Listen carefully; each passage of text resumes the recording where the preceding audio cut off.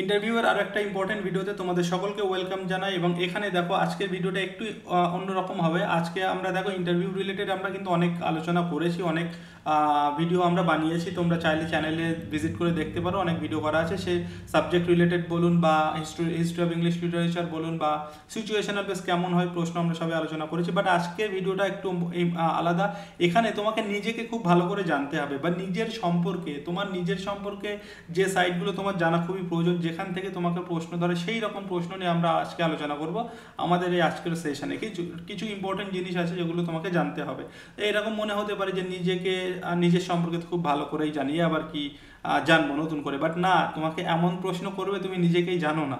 তো সেই প্রশ্নগুলো আমি আজকে তোমাদের সামনে প্রেজেন্ট করব, ঠিক আছে? কেমনভাবে প্রশ্ন হয়ে থাকে, কোন সাইটগুলোতে প্রশ্ন হয়, চলো আমরা দেখে নেব। তো তোমাকে কিন্তু নিজেকে খুব ভালো করে জানতে হবে ইন্টারভিউ বোর্ডে কিন্তু ঢোকার আগে, ইন্টারভিউ ঘরে ঢোকার আগে, ঠিক আছে? তো চলো আমরা দেখে নিচ্ছি যে কেমন ধরনের প্রশ্ন অ্যাকচুয়ালি হয়ে থাকে নিজের সম্পর্কে। তো দেখে নেওয়া যাক যে তোমার নিজের সম্পর্কে অ্যাকচুয়ালি কেমন ধরনের প্রশ্ন হয়ে থাকে। দেখো, তার আগে আমি এখানে একটা এক্সাম্পলের জন্য তোমাদের বোঝার সুবিধার্থে আমি একজনের একটা নাম নেব। কোনো একটা, মনে করো আমি কারোর একটা নাম নিলাম, তার নাম হচ্ছে রাকেশ, ঠিক আছে? আমি একটা নাম নিলাম জাস্ট রাকেশ, এবং মনে করো এর ডেট অফ বার্থ আমি নিলাম কবে, আমি একটা ডেট অফ বার্থ নিলাম আমার নিজের মতো, মনে করো 2nd সেপ্টেম্বর, ঠিক আছে? 2nd সেপ্টেম্বর 1996, মনে করো 1996 2nd সেপ্টেম্বর এই রাকেশের জন্মদিন। রাকেশ বোস বা ঘোষ বা কিছু একটা, যা একটা হতে পারে।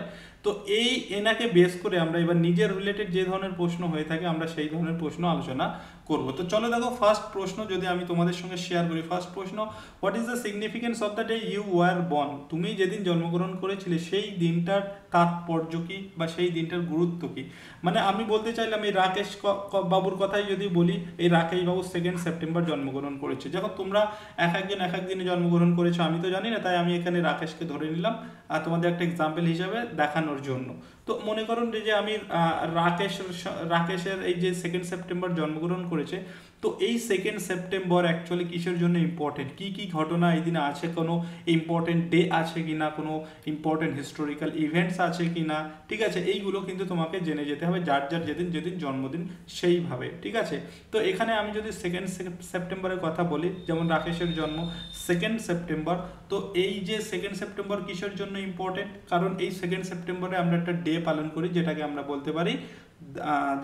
বলতে পারি world coconut day. World coconut day, এটা কিন্তু তোমাকে এরকম জেনে যেতে হবে তোমার যেদিন জন্মদিন সেই দিনে কী কী ঘটনা আছে। তারপরে সেকেন্ড সেপ্টেম্বরে একটা হিস্টোরিক্যাল ইভেন্টও আছে যেটাকে বলা হয় কি, এই 2nd সেপ্টেম্বরে জাপান 2nd ওয়ার্ল্ড ওয়ারের সময় জাপান আত্মসমর্পণ করে, যার ফলে 2nd ওয়ার্ল্ড ওয়ারটা অবসান মানে শেষের দিকে আসে, মানে অবসান ঘটতে শুরু করে 2nd ওয়ার্ল্ড ওয়ারে, ঠিক আছে? 2nd সেপ্টেম্বর কিন্তু, ওকে। তো এই 2nd সেপ্টেম্বর আরও ইম্পর্টেন্ট, যে কারোর যদি কোনো ইম্পর্টেন্ট ব্যক্তির যদি জন্ম থাকে বা মৃত্যু থাকে সেটাও তোমাকে জেনে যেতে হবে তোমার যেদিন জন্মদিন। যেমন 2nd সেপ্টেম্বরে আমি যদি বলি, একজন সাউথ ইন্ডিয়ান অ্যাক্টর আছে পাওয়ান কল্যাণ, অনেকে নাম চেনো, ঠিক আছে? পাওয়ান কল্যাণের নাম শুনেছো, তার জন্মদিন পাওয়ান কল্যাণের।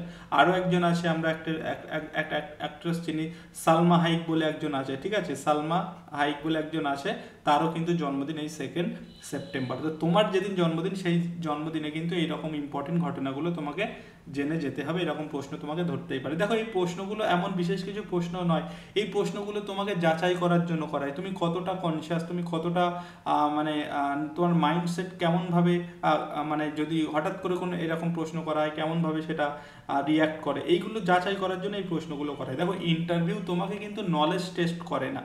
ইন্টারভিউ ইম্পর্টেন্ট তুমি ব্যক্তিটা কেমন, তোমার মধ্যে কি কি আছে, কোন কোয়ালিটিগুলো আছে, তুমি মানুষ হিসেবে কেমন, সেইগুলো তোমাকে মেনলি কিন্তু জাজ করে।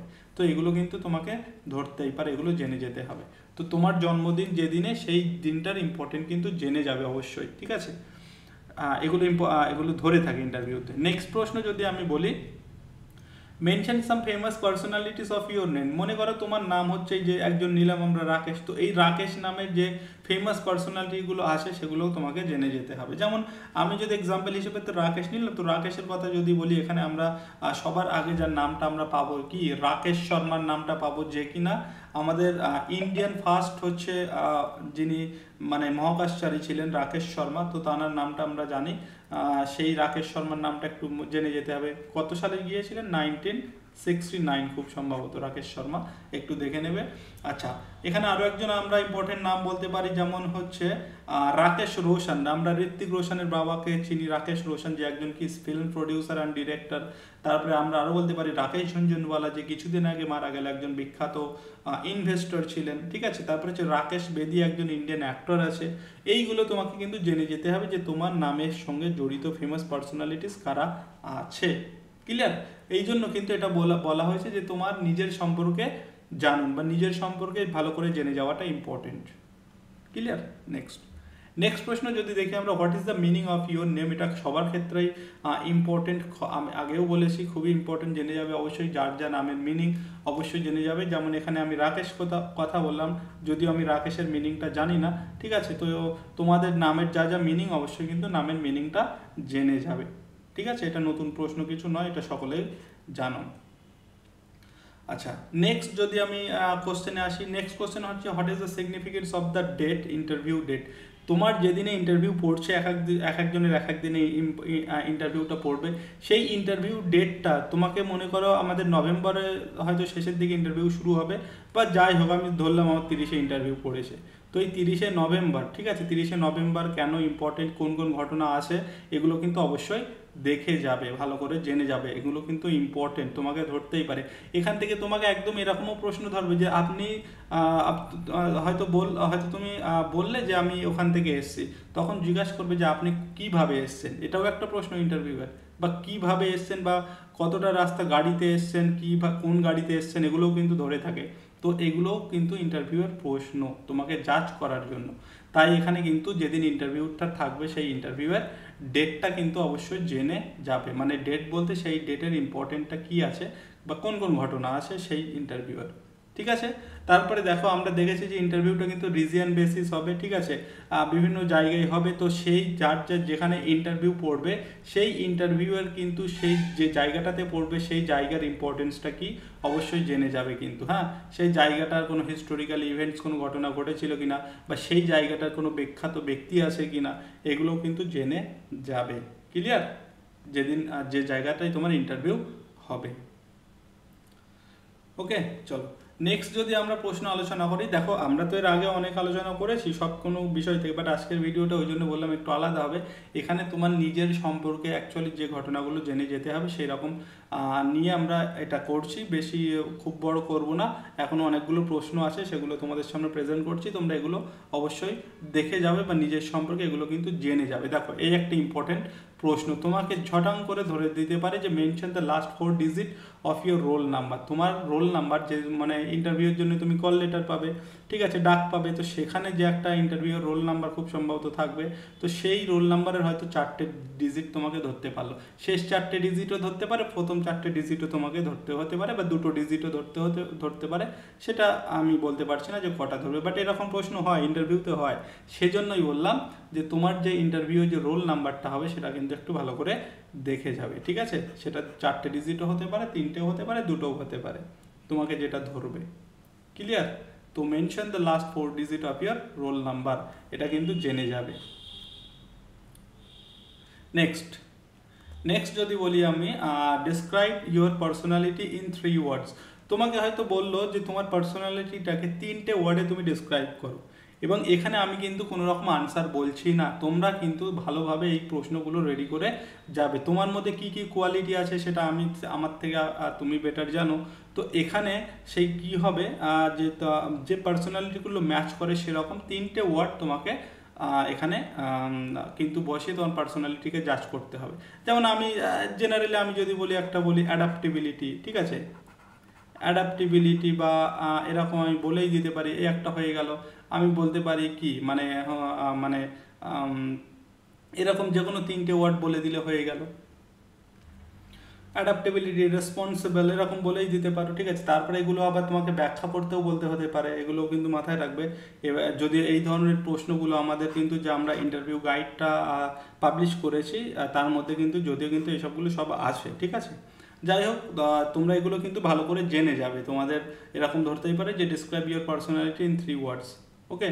তোমার 3টে ওয়ার্ডের মধ্যে তোমার পার্সোনালিটিকে ডিসক্রাইব করো। এবং যখনই হয়তো এরকম বললে যে অ্যাডাপ্টেবিলিটি, তখন তোমাকে জিজ্ঞাসা করতে পারে ডিসক্রাইব ইট, ঠিক আছে। আমি বললাম যে রেসপন্সিবল, তখন এটা বলবে যে এটাকে করো, ঠিক আছে।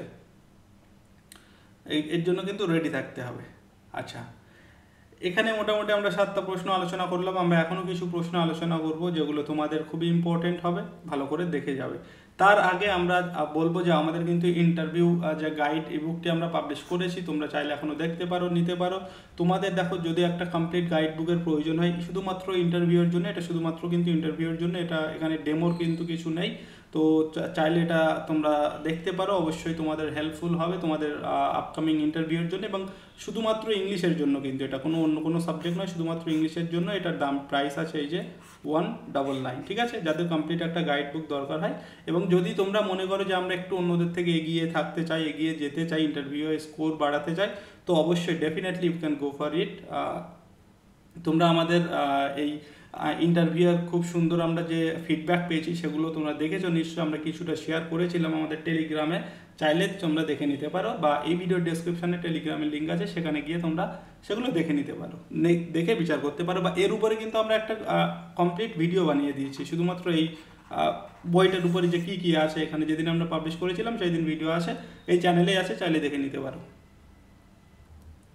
সব কিছুই আছে এর মধ্যে, সব কিছুই কভার করা আছে, নো ডাউট তোমার ইন্টারভিউয়ের জন্য একদম উপকারী হবে, বা অন্যদের থেকে তুমি এগিয়ে যাবে যদি কমপ্লিট করতে পারো ইন্টারভিউটা। কারণ এই বুকটা যথেষ্ট একটু বড় সাইজের আছে, তোমাকে একটু টাইম দিতে হবে, পড়তে হবে ভালো করে, ঠিক আছে।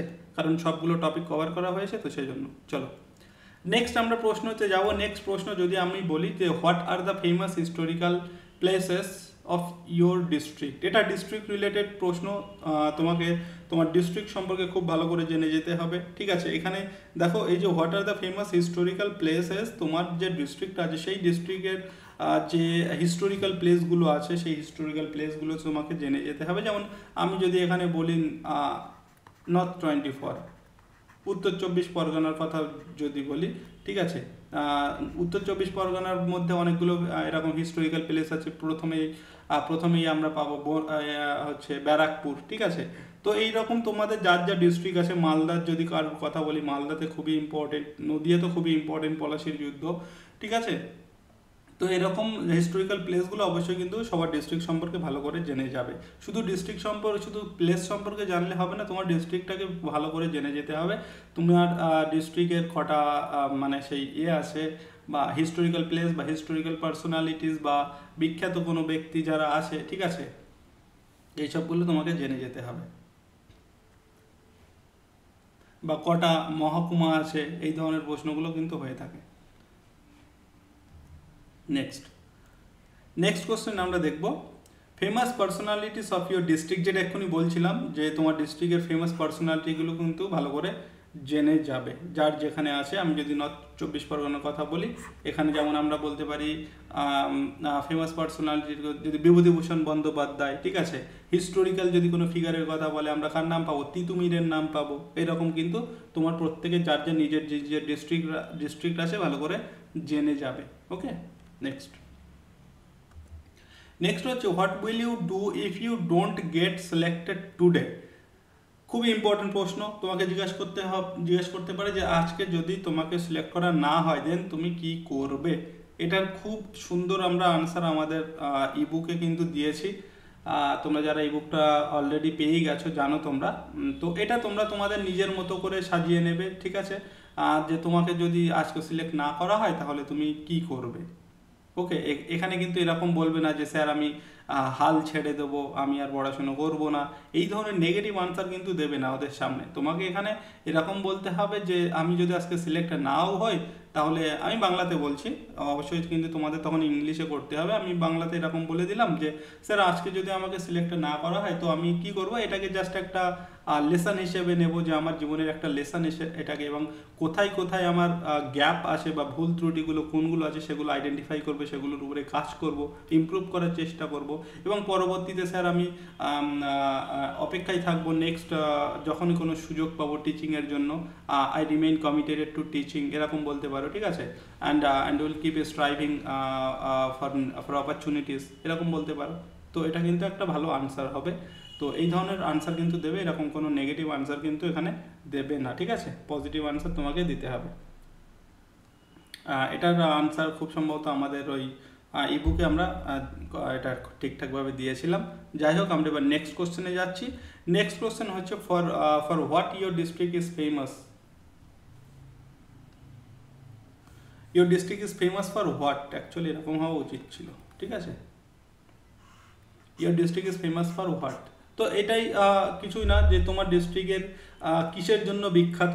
তো এর বিভিন্ন রকম কারণ হতে পারে। এখানে আরও একটা জিনিস বলে রাখি, যে তোমার ডিস্ট্রিক্ট কিসের জন্য বিখ্যাত, দেখবে কিছু কিছু জায়গায় কিছু কিছু জিনিস বিখ্যাত। যেমন মালদার কথা আমি যদি বলি, মালদার আম, এটা কিন্তু তোমাকে তখন এই ধরনের প্রশ্নের ক্ষেত্রে আনসারটা বলতে হবে, মালদার আম বিখ্যাত, ঠিক আছে।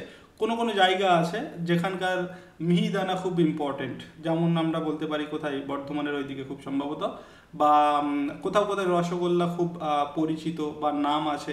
তো এইগুলো কিন্তু তোমার ডিস্ট্রিক্টের মধ্যে কোন জিনিসটা সেরা, কোন জিনিসটা বিখ্যাত তোমার, সেই জিনিসটা কিন্তু জেনে যেতে হবে, বা সেটা তোমাকে খেয়াল রাখতে হবে। এখানে সেই রকমই আনসার তোমাকে দিতে হবে, your district is famous for what, ঠিক আছে। নেক্সট দেখো, হু আর ইয়োর ইন্সপিরেশন। এখানে তোমাকে বলতে পারে বা এরকম বলতে পারে যে তুমি অ্যাকচুয়ালি, হয়তো এরকম বললো যে তুমি দুজনের নাম বলো যাদেরকে তুমি ফলো করো, বা তোমার জীবনে যাদের গুরুত্বপূর্ণ মানে ইম্প্যাক্ট ফেলেছে, যে দুজন বা দুজন কোনো এরকম মনীষীর নাম বলো, এই ধরনের কিন্তু প্রশ্ন তোমাকে করতে হতে পারে। তো তুমি এখানে তুমি যে কোনো দুজনের নাম তোমার ইচ্ছা মতো, তোমার যাদের পছন্দ জিজ্ঞাসা করতে পারে, বলবে, কিন্তু যখন যার নামটা বলবে তার সম্পর্কে কিন্তু জেনে যাবে। আর এই জেনে, নাম তো বলা সহজ, যাতে তুমি জেনে যেতে পারো, তার জন্যই কিন্তু আজকের এই ভিডিওটা। কারণ তোমাকে আগাম আমি সাবধান করে দিলাম যে তুমি এখানে দুজনের নাম তো বলবে, কিন্তু কেন, এবার জিজ্ঞেস করবে যে কেন, এটা তোমার কাছে মানে ইন্সপিরেশন কেন, তখন কিন্তু তোমাকে আনসারটা দিতে হবে। তার জন্যই তোমাকে এখন থেকেই বলে দিলাম, তুমি কিন্তু এই কেনর আনসারটা ভালো করে রেডি করে ফেলবে এই টাইমের মধ্যে, ঠিক আছে। যেমন এখানে তুমি বলতেই পারো, বা যেমন স্বামী বিবেকানন্দ, বা আমি আমার মতো বললাম, ঠিক আছে, যার যে যেটা পছন্দ, স্বামী বিবেকানন্দ। কেউ বললো যে হয়তো রবীন্দ্রনাথ ঠাকুর, কেউ বললো যে এপিজে আব্দুল কালাম, এরকম বলতেই পারে যে যার মতো, ক্লিয়ার। তো এটা তোমাদের আগাম বলে দিলাম, এটা কিন্তু মাথায় রাখবে।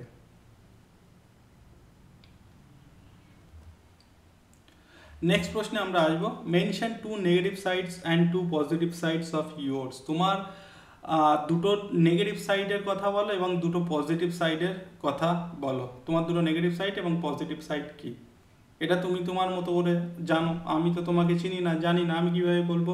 তাই এই আনসারগুলো তোমাকে কিন্তু রেডি করে নিতে হবে, টাইম থাকতে থাকতে খুব ভালো করে এগুলো তৈরি করে ফেলবে, যে তোমার দুটো পজিটিভ সাইডস কি এবং নেগেটিভ সাইডস কি। এবং এখানে পজিটিভ সাইডস তো পজিটিভ বলবে, বাট নেগেটিভ সাইডটা তুমি এমনভাবে বলবে যেন পুরোপুরি তুমি একেবারে নেগেটিভে বলে দিলে না। এমন বলে দিলে না, স্যার আমি বেশি চাপ নিতে পারি না, বেশি পড়াশোনা করলে মাথায় ঢোকে না, মানে আমি বলতে চাইছি তুমি নেগেটিভ সাইডটা বলবে, বাট সেটা যেন পজিটিভ অ্যাপ্রোচ হয়, ঠিক আছে। তুমি নেগেটিভ সাইডটা বলছো, বাট সেটা যেন তাদের কাছে পজিটিভ মনে হয়, মানে তুমি তোমার নেগেটিভ সাইডটাকে পজিটিভ আকারে প্রকাশ করবে। যেমন আমি যেমনটা বললাম, যে তুমি এক্ষুনি বললাম যেমনটা, যে আমি স্যার বেশি চাপ নিতে পারি না, আমি বেশি পড়াশোনা করতে পারি না, বেশিক্ষণ মনে রাখতে পারি না, এগুলো তো তোমার নেগেটিভ সাইড, বাট এটা তুমি এইভাবে বলবে না, তুমি তোমার নেগেটিভ সাইড বললে পজিটিভ ওয়েতে। যেমন এরকম বলতে পারো যে স্যার আমি অনেক সময় কি হয়, মানে কেউ না চাইতেই আমি স্যার মানে কেউ না চাইতেই আমি তাদেরকে হেল্প করতে উপজে নিজে থেকে হেল্প করতে এগিয়ে যাই, যার ফলে স্যার অনেক সময় আমাকে প্রবলেম ফেস করতে হয়। এইটাই তোমার হচ্ছে নেগেটিভ ওয়েতে পজিটিভ সাইড তুমি বোঝাচ্ছ, ঠিক আছে। তো তোমার দিক থেকে যেটা বোঝাবে, তুমি যেটা বোঝাবে সেটা যেন তাদের কাছে পজিটিভ মনে হয়, সেটাই বলতে চাইছি। এবং এইরকমভাবে তোমরা যে কোনো দুটো বা তিনটে কারণ তোমরা ভালো করে টাইম আসে এর মধ্যে রেডি করে নেবে, ওকে। আশা করি বোঝাতে পারলাম কি বলতে চাইলাম। আচ্ছা, নেক্সট প্রশ্নে যাব তার আগে এই ভিডিও ডেসক্রিপশনে কিন্তু টেলিগ্রাম লিঙ্ক আছে, অবশ্যই টেলিগ্রাম সকলে জুড়ে নাও। সেখানে কিন্তু আমরা নানা রকম সব রকম আপডেট দিয়ে থাকি এবং এর আগের যেসব পিডিএফগুলো আমরা ভিডিও করেছি তার কিন্তু পিডিএফ অলরেডি সেখানে দেওয়া আছে, তোমরা চাইলে সেখান থেকে নিতে পারো। যেমন আমরা এর আগে একটা ভিডিও করেছিলাম যে ক্লাসরুম রিলেটেড সিচুয়েশনাল প্রশ্ন কেমন হয়, আমরা তার একটা পিডিএফ সেখানে দিয়েছিলাম কিন্তু, ঠিক আছে। আরও একটা তার আগে কী সব করেছিলাম দিয়েছিলাম আমার মনে নেই, তোমরা চাইলে সেগুলো কিন্তু কালেক্ট করে নিতে পারো বা সব রকম আপডেট এখানে তোমরা পেতে পারো। যার জন্য এই ভিডিও ডেসক্রিপশনে টেলিগ্রাম লিঙ্ক আছে, টেলিগ্রাম অবশ্যই জয়েন করে নাও। নেক্সট প্রশ্নে আমরা যাচ্ছি। নেক্সট প্রশ্ন অ্যান্ড আজকের ফাইনাল প্রশ্ন, এটা হচ্ছে how do you balance personal life and professional life. তুমি তোমার পার্সোনাল লাইফটাকে এবং প্রফেশনাল লাইফটাকে কীভাবে ব্যালেন্স করবে। খুবই একটা কনফিউশন প্রশ্ন, খুবই ইম্পর্টেন্ট প্রশ্ন, তোমাকে জিজ্ঞাসা করতে পারে, ঠিক আছে। তো এর আনসারটাও আমি এখন বললাম না কিছু, যদিও এর আনসারগুলো আমাদের সব ওই আমাদের যে ইন্টারভিউ গাইড ইবুক আছে সব সেখানে দেওয়া আছে। যারা পেয়েছো তারা তো খুব ভালো, যারা নিয়েছো অ্যাকচুয়ালি, যারা নাও নি এখনো তাদের জন্য বললাম তোমরা এগুলো কিন্তু রেডি করে যে অবশ্যই এর আনসার তোমরা খুব ভালো করে দেখো, এগুলো খাতায় রেডি করে নেবে, একটু বারবার পড়বে, ব্যাস হয়ে যাবে, ক্লিয়ার। তো এই প্রশ্নগুলো মোটামুটি আমার মনে হলো ইম্পর্টেন্ট, এগুলো সবাই ভালো করে দেখে যাবে। যে প্রশ্নগুলো তোমাদের বললাম, আলোচনা করলাম, সবাই কিন্তু এই প্রশ্নগুলো সম্পর্কে সচেতন থাকবে এবং এগুলো যেন আনসার করতে গিয়ে কোনো রকম তোমার মধ্যে জড়তা না আসে, ফ্লুয়েন্টলি যেন আনসার তুমি দিতে পারো, ঠিক আছে। এগুলো ক্লিয়ার মাথায় রাখবে। আর এখানেই আমরা আজকের ভিডিও শেষ করবো, এই প্রশ্নগুলো তোমাদের সঙ্গে বলা ছিল। আর আমাদের ইংলিশ গাইড ইবুক যাদের প্রয়োজন অবশ্যই এই ভিডিও ডেসক্রিপশনে হোয়াটসঅ্যাপ নাম্বার আছে, সেখানে যোগাযোগ করতে পারো, বা এখানেও নাম্বার আছে, বা এখানে আছে, বা আমাদের এখানে তোমরা ডেসক্রিপশনে হোয়াটসঅ্যাপ নাম্বার পেয়ে যাবে, সেখানে যোগাযোগ করতে পারো এটা নেওয়ার জন্য, যাদের প্রয়োজন আছে তোমার প্রিপারেশনটাকে বুস্ট করার জন্য, ঠিক আছে। আচ্ছা, তো এখানে শেষ করছি আমরা, দেখা হবে তোমাদের সঙ্গে আবার নেক্সট ভিডিওতে।